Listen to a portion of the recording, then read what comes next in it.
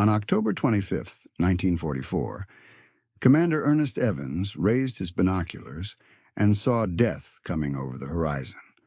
4 battleships, 6 heavy cruisers, 2 light cruisers, 11 destroyers, 23 warships, the most powerful surface fleet Japan had ever assembled.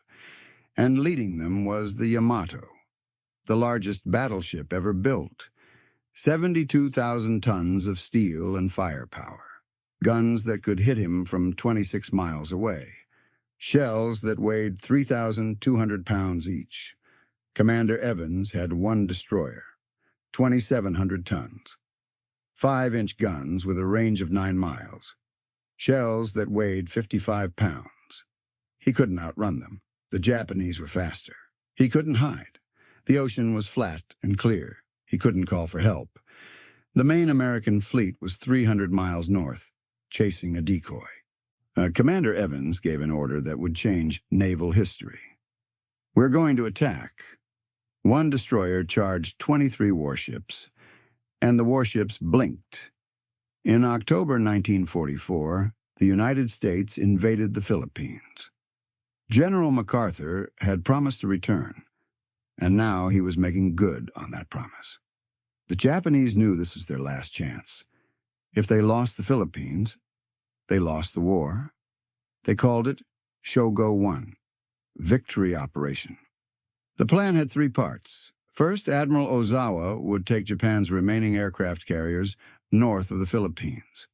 These carriers were nearly empty. Japan had lost most of its trained pilots, but the Americans didn't know that. Ozawa's job was to be bait. A third, and this was the killing blow, Admiral Kurita would take the most powerful surface fleet Japan had ever assembled through San Bernardino Strait.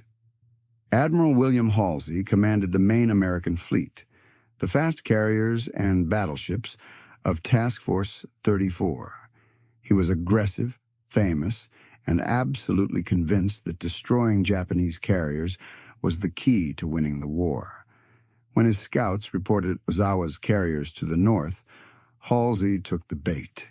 He raced north with everything he had, every fast carrier, every battleship, every cruiser. He left nothing behind to guard San Bernardino Strait. Nothing. The most powerful Japanese fleet of the war was now behind American lines. Between Kurita and the landing beaches, there was only one obstacle: a handful of escort carriers and their tiny screen of destroyers. Task Unit 77.4.3. Call sign, Taffy 3. Escort carriers were not real aircraft carriers. They were cargo ships with flat decks welded on top.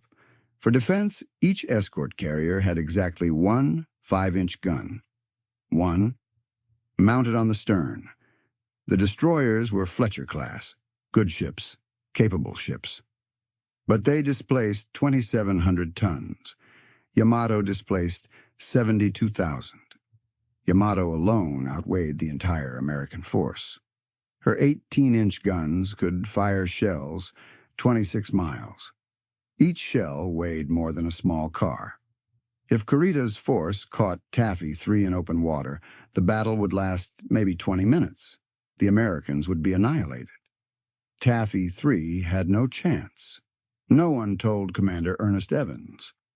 Ernest Evans was not supposed to be a naval officer. He was born in Pawnee, Oklahoma. In 1908, Cherokee and Creek heritage, raised on stories of warriors who fought against impossible odds. When USS Johnston was commissioned in October 1943, Evans stood on the deck and addressed his crew. Most captains gave forgettable speeches. Evans gave them a promise. "This is going to be a fighting ship. I intend to go in harm's way, and anyone who doesn't want to go along had better get off right now." He waited. No one moved. No one wanted to miss what was coming. By October 1944, Johnston was one of the most efficient destroyers in the Navy. Her crew was tight. Her guns were deadly. and her captain was ready for exactly the kind of fight he was about to get. October 25th, 1944. Dawn. Taffy 3 was on routine patrol east of Samar. At 6:45, a lookout on one of the carriers saw something on the horizon. Masts. Tall masts with a distinctive shape. Pagoda masts. Only Japanese battleships had pagoda masts. For a long moment, no one believed it. Japanese battleships. Here? At 6:47, the identification was confirmed. 4 battleships, at least 6 cruisers. Closing fast. Rear Admiral Clifton Sprague, commander of Taffy 3, processed this information with remarkable calm. He was looking at the most powerful fleet in the Pacific, and he had nothing to fight it with. He ordered his destroyers to make smoke, thick black smoke to hide the carriers from Japanese gunners. At 6:57, they did. The first Japanese salvos were almost beautiful. Each battleship and cruiser used dye markers in their shells, red, green, yellow, blue, so they could tell which splashes were theirs. A signalman on Johnston shouted, "They're shooting at us in Technicolor." Commander Evans watched from Johnston's bridge. He saw the Japanese fleet. He saw the defenseless carriers. He saw what was about to happen. He didn't wait for orders. "All ahead, flank. Prepare to attack." His officers stared at him. Attack? Attack what? The biggest battleships in the world? He turned Johnston toward the Japanese fleet and accelerated to 35 knots. 1 destroyer charging 23 warships. For the next 20 minutes, USS Johnston gave the Japanese everything she had. She raced toward the enemy cruiser column, her 5 5-inch guns firing as fast as her crews could load them. At the same time, she was making smoke, dense black clouds pouring from her stacks, laying a curtain between the Japanese guns and the American carriers. The Japanese fired back, 8-inch shells from the cruisers, 14-inch shells from the battleships. The ocean around Johnston became a forest of water columns. At 7:15, she reached torpedo range, 10,000 yards from the Japanese heavy cruiser column. Evans gave the order, "Fire torpedoes." All 10 fish went into the water, spread across the cruiser formation. For a long count, nothing happened. Then a massive explosion erupted from heavy cruiser Kumano. A torpedo had struck her bow. The blast tore off 90 feet of her ship. Kumano slowed, stopped, fell out of formation. Johnston had just crippled a heavy cruiser, a ship 5 times her size. But the Japanese were already responding. At 7:20, the battleship Kongō found the range. 3 14-inch shells hit Johnston in rapid succession. The first shell destroyed the engine room, killing everyone inside. Johnston's speed dropped from 35 knots to 17. Within seconds, Johnston went from a charging warship to a crippled wreck. She had lost half her speed, half her guns, and over 50 men. Commander Evans was thrown across the deck by a blast. When he stood up, his left hand was a ruin. 2 fingers were gone, torn away by shrapnel.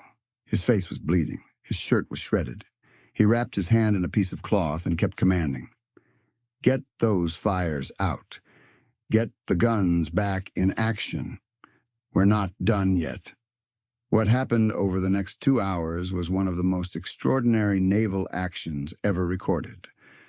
Johnston, crippled, burning, missing half her guns, continued to fight. When her fire control system was destroyed, her gun crews switched to manual aiming. They fired by eye, by instinct, by sheer determination. He wasn't alone anymore. Seeing Johnston's attack, the other destroyers joined in. Hoel charged the battleship line, launching torpedoes at Yamato herself. The tiny Samuel B. Roberts, a destroyer escort half Johnston's size, closed to 4,000 yards and fired everything she had at a heavy cruiser. These ships knew they were going to die. They attacked anyway. Hoel was hit by over 40 shells. She sank at 8:55, taking 253 men with her. Samuel B. Roberts was hit by so many shells that survivors lost count. She sank at 9 o'clock, with 89 dead. But they had done something incredible. They had confused the Japanese. Admiral Kurita, watching from Yamato, couldn't understand what he was seeing. His fleet was being attacked by destroyers. Tiny ships that should have been running away were instead charging directly at his battleships. At 9:20, Kurita made a decision that would haunt him for the rest of his life. He ordered a retreat. USS Johnston didn't know the Japanese were retreating. By 9:30, she was dead in the water. Both engines were gone. Most of her guns were destroyed. Fires were burning throughout the ship. A group of Japanese destroyers surrounded her. They circled like sharks, firing into the crippled ship. As destroyer Yukikaze passed Johnston, her captain saw the American ship, battered, burning but still flying her flag. He saw the crew at their remaining guns, still trying to fight. He ordered his men to attention, and he saluted. A Japanese captain, in the middle of combat, saluting an enemy ship. It was an extraordinary gesture, a recognition of courage that transcended the battle. At 10:10, USS Johnston sank. Commander Evans was last seen on the deck, trying to free life rafts for his men. A wave took him. His body was never found.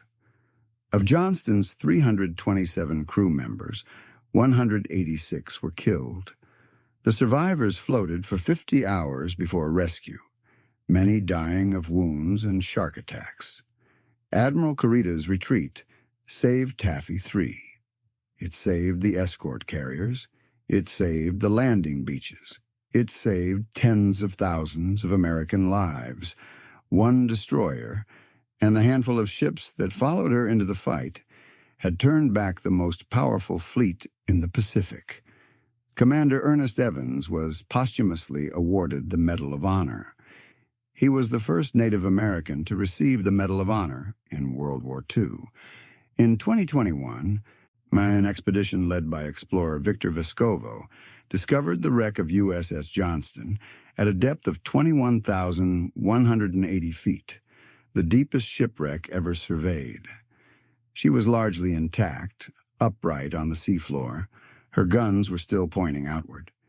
Even at the bottom of the ocean, she looked ready for battle. 50 years after the battle off Samar, survivors from both sides met in Japan. American veterans of Taffy 3 sat down with Japanese veterans of the Center Force. An elderly Japanese officer stood to speak. He had been on one of the cruisers that day. He remembered the battle clearly. "We could not understand," he said. "Such small ships, attacking such a powerful fleet. We thought you must be the screen for a larger force. We thought we had sailed into a trap." He paused. "We did not know that you were the trap." Commander Evans once told his crew that he intended to go in harm's way. He kept his promise. On October 25, 1944, he took a single destroyer against 23 warships. He attacked without orders. He fought until his ship was destroyed. And when it was over, the most powerful fleet in the Pacific retreated from a handful of burning wrecks. One destroyer, 23 warships, and the destroyer won. If you found this story incredible, you should see what happened when a B-17 gunner fell 22,000 feet without a parachute and survived. That video is right here. I'll see you there.